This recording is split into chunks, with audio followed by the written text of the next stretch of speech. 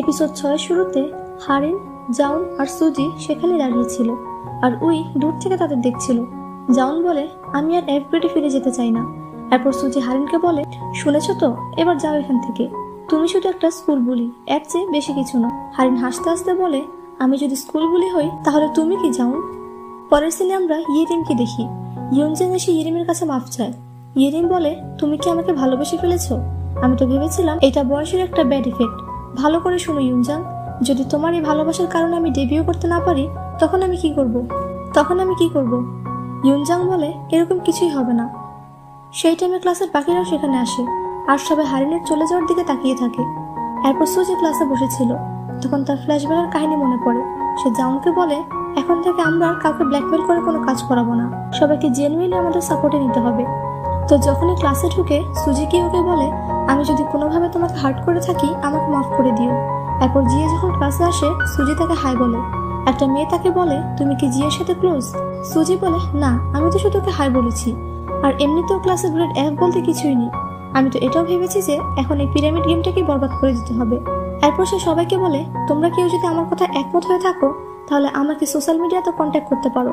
We দাউনকেও বলে, দাউন ক্যান্টিনে চলো, আমি ট্রিট দিচ্ছি। দাউন সাথে সাথে উঠে দোয়াকে বলে, দোয়া ক্যান্টিনে চলো। এদিকে এই তিনজন এটাই বুঝতে পারছিল না যে ইউনবিল গ্রেড এ তে কিভাবে এসেছে। এদিকে তারা এটাও খেয়াল করেছে যে দাউন আর উই এদের বন্ধুত্বেও ফাটল ধরেছে। দোয়া আর দাউন ক্যান্টিনের দিকে যাচ্ছিল, তখন ইউনবিল বলে তার জন্য ক্যান্টিন থেকে খাবার নিয়ে আসতে। দাউন চেঁচিয়ে বলে, আমরা তোমার চাকর নাকি? ইউনবিলের সাহস দেখে ক্লাসের সবাই অবাক হয়ে যায়। সুজি বুঝতে পেরেছে এই ইউনবিলের প্রথম থেকেই হারিনের দলের লোক ছিল। যে বিষয়টা হারিন লুকিয়ে রেখেছে। হারিন প্রিন্সিপালের রুমে আসে, দেখা যায় সেখানে আগে থেকেই ইউনবিল বসেছিল। সে হারিনকে বলে, আজকে আমার কোনো কাজ নেই।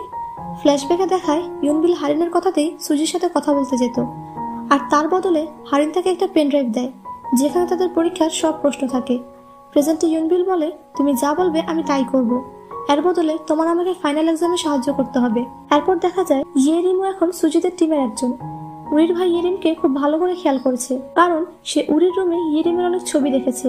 সে ইয়েরিমকে জিজ্ঞেস করে, এই সবকিছুর সাথে তুমিও ইনভলভ ছিলে? ইয়েরিম বলে, তখন আমি কিছু করতে পারিনি, সেই জন্য দুঃখিত, কিন্তু এখন আর চুপ করে থাকবো না। ইয়েরিম সুজিকে বলে, তুমি এখন কি করবে?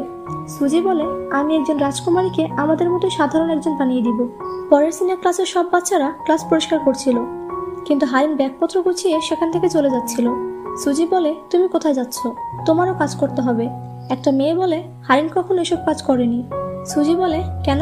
আমরা সবাই তো ক্লাসমেট, তাহলে আমরা যা করি হারিন কেন তা করবে না? তখন ইউনবিল বলে, আমরা গ্রেড এ তে আছি। সুজি বলে, তো কি হয়েছে?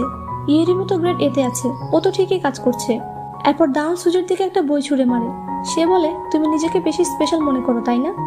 সুজি বলে, তুমি তোমার মুখ বন্ধ করো, কারণ তুমি গ্রেড এ তে নেই। আর হারিন, তুমি অফিস রুম থেকে গিয়ে ঝাড়ু নিয়ে আসো। এরপর হারিন ইয়েনকে বলে, তোমার আমাকে বলতেই হবে লাস্ট ভোটিং এ কে কাকে ভোট দিয়েছে। তো ইয়েন মানা করে দেয়, বলে, তুমি আমাকে এই ল্যাপটপ দিয়েছো সেই জন্য ধন্যবাদ, কিন্তু আমি এই সফটওয়্যার তৈরি করেছি। আমি যদি এটা সিস্টেমের সাথে চুরি করি তাহলে সেটা আমার কাজের অপমান হবে, যা আমি করতে পারবো না। হারিন রাগে তার ল্যাপটপ পানিতে ফেলে সেখান থেকে চলে যায়। কিছুক্ষণ পরে ইয়েন দেখে হারিন সেই ল্যাপটপের টাকা আবার ইয়েনকে পাঠিয়ে দিয়েছে। এদিকে সুজি জাউনের বাসায় এসেছে। তারা নুডলস খেতে খেতে কথা বলছিল, তখন জাউনের মোবাইলে হারিনের মেসেজ আসে। সেটা দেখে সুজি বলে, তুমি হারিনকে কখন থেকে চিনো? জাউন বলে, প্রাইমারি স্কুল থেকে। এরপর আমাদের একটা ফ্ল্যাশব্যাক দেখানো হয় যেখানে হারিন জাউনের বাসায় বেড়াতে এসেছিল। তারা দুজনেই ছোট ছিল। এরপর সুজি বলে, আমাদের নেক্সট টার্গেট হলো আমরা জাউনের নামে রিউমার্স ছড়িয়ে দিব। এরপর দেখা যায় সবাই জাউনকে নিয়ে কথা বলছে। সবাই বলছে তারা জাউনকে যতটা খারাপ ভেবেছিল জাউন আসলে ততটাই ভালো। সুজি বলে, হারিন চেয়েছে ও সবসময় জাউনকে এফ বানিয়ে রাখবে, কিন্তু আমার প্ল্যানিং সম্পূর্ণ উল্টো। সুজির বাবা বাসায় এসে সুজিকে বলে, নতুন স্কুলের জন্য প্রস্তুত হয়ে যাও, আমার আবারও ট্রান্সফার হয়েছে। এই কথা শুনে সুজি চিন্তিত হয়ে যায়। এরপর ক্লাসে ইয়েরিম বলে, যেহেতু এখন গ্রেড এফ বলতে কিছুই নেই, তাই আমাদের গ্রেড এ এর সুযোগ সুবিধাগুলো কমিয়ে দেওয়া উচিত। এমনিতেও গ্রেড এফ যেহেতু নেই, তাহলে এত সুযোগ সুবিধা দিয়ে হবেটা কি?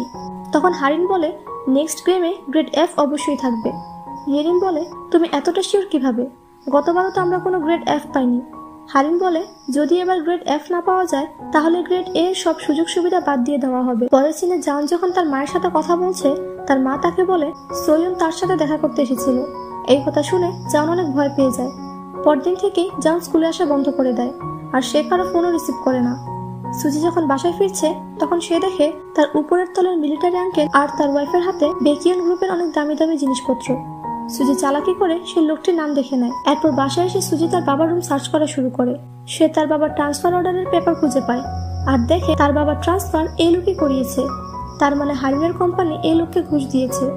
বোঝা গেল সবকিছু হারিনেরই প্ল্যান ছিল, আর সে সুজিকে এখান থেকে সরাতে চায়। সুজি তৎক্ষণাৎ হারিনকে কল করে, কিন্তু হারিন বলে সে এখন কথা বলতে পারবে না, ব্যস্ত আছে। হারিন তখন জাউনের সাথে ছিল। হারিন জাউনকে জিজ্ঞেস করে, আমি তোমাকে কেন এত হ্যারাস করি সেটা কি তোমার মা জানে? জাউন বলে, তুমি কি তাকে বলে দাও যে সবকিছু আমার দোষ। হারিন জাউনের হাতে আগুন লাগিয়ে দেয়। জাউন সইতে না পেরে তার হাত ঝটকা মেরে সরিয়ে দেয়। লাইটার গিয়ে সুজির পায়ের কাছে পড়ে, মানে তখনই সুজি সেখানে চলে এসেছে। সুজি বলে, আমি ঠিকই ধরেছিলাম, এটা কোনো কোইন্সিডেন্স ছিল না। তুমি এত টাকা খরচ করেছো যাতে আমার বাবার ট্রান্সফার করাতে পারো, আর এই সব কিছু করেছো যাতে তুমি জাউনকে বুলি করতে পারো, কিন্তু আমি তোমার জন্য স্কুল চেঞ্জ করবো না। হারিন বলে, তুমি যা খুশি করে নাও, কিন্তু এই গেম বন্ধ করতে পারবে না। তোমার কোনো ধারণাই নেই আমি কত দূর অব্দি যেতে পারি। এটাই তোমার শেষ সুযোগ, এখান থেকে পালিয়ে যাও। সুজি বলে, তুমি একটা পাগল, তুমি একটা সাইকোপ্যাথ। হারিন বলে, তুমি কি মনে করো এই গেমটা বরবাদ করতে পারবে? সুজি বলে, আমি এই গেমের সাথে সাথে তোমাকেও খতম করে ফেলবো, কারণ এই পিরামিড গেম তুমি নিজেই। পরের সিনে জাউন সুজিকে বলে, যখন এই গেম খতম হয়ে যাবে তখন আমি তোমাকে কিছু বলতে চাই, তুমি কি তখন এখানে থাকবে?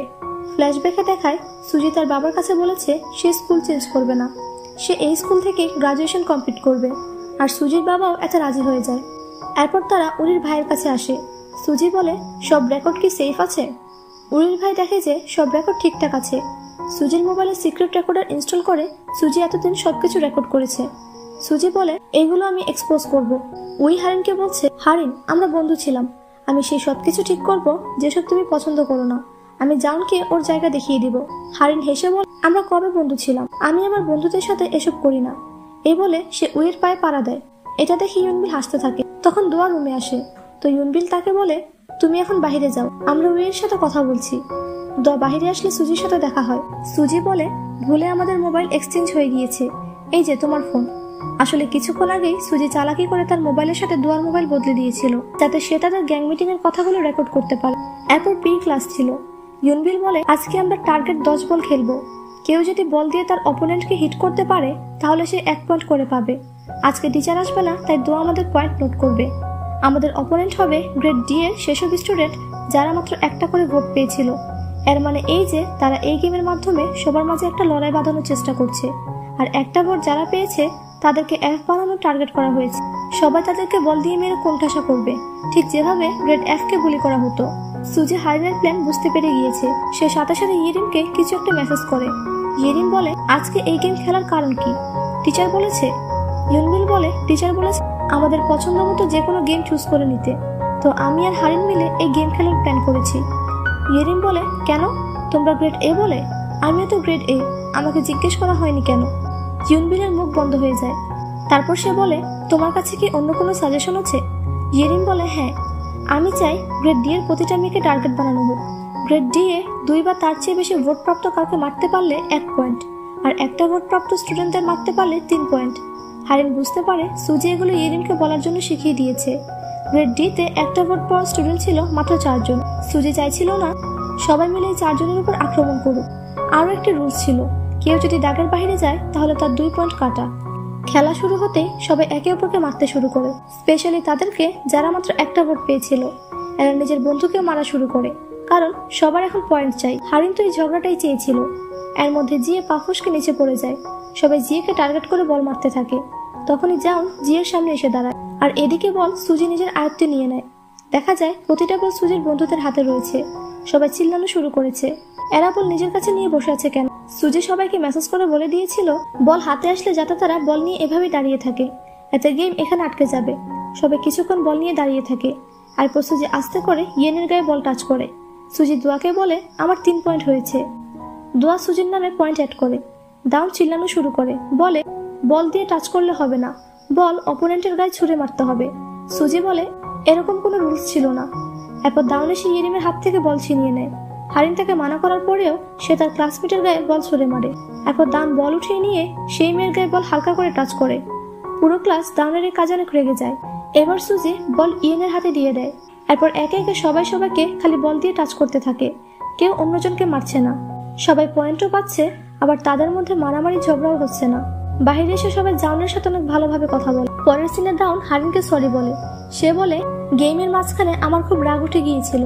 হারিন সুন্দর করে দাউনের বাবাকে কল করে বলে, আঙ্কেল আপনি কি দাউনকে বকে দিতে পারবেন? ও এবার নিজের লাইন ক্রস করে ফেলেছে। হারিন দাউনের বাবাকে কল দেওয়ায় দাউন অনেক ভয় পেয়ে যায়। ইয়েরিম ক্লাসে একা ঘুমিয়েছিল। তখন ইউনজাং ইয়েরিমের কাছে আসে। সে সময় আবার হারিন ক্লাসে চলে আসে।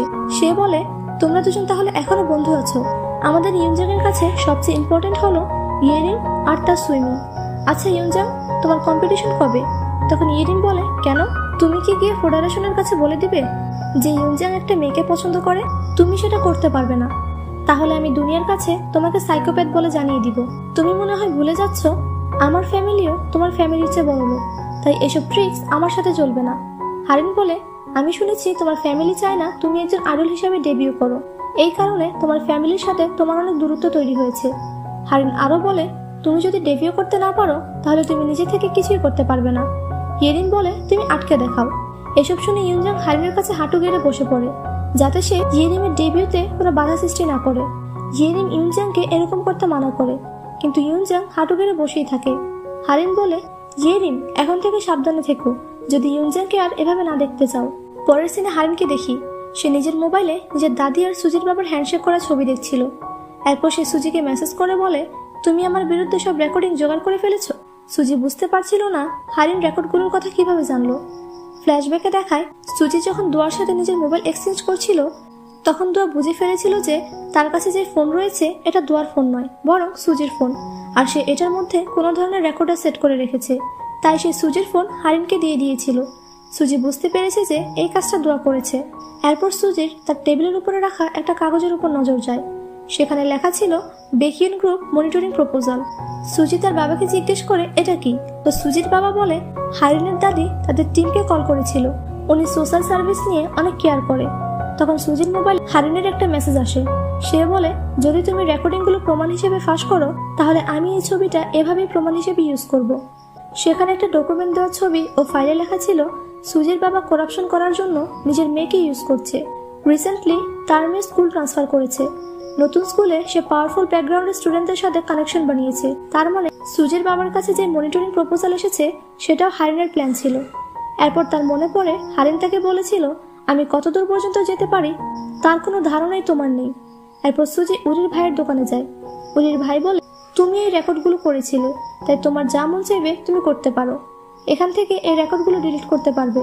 সুজি সব রেকর্ডিংগুলো সিলেক্ট করে নেয়, কিন্তু সেই রেকর্ডগুলো ডিলিট করবে কি করবে না সেটা আমাদের পরের এপিসোডে দেখানো হবে। আর এই সিনের মধ্য দিয়েই এই এপিসোডটি এখানেই শেষ হয়।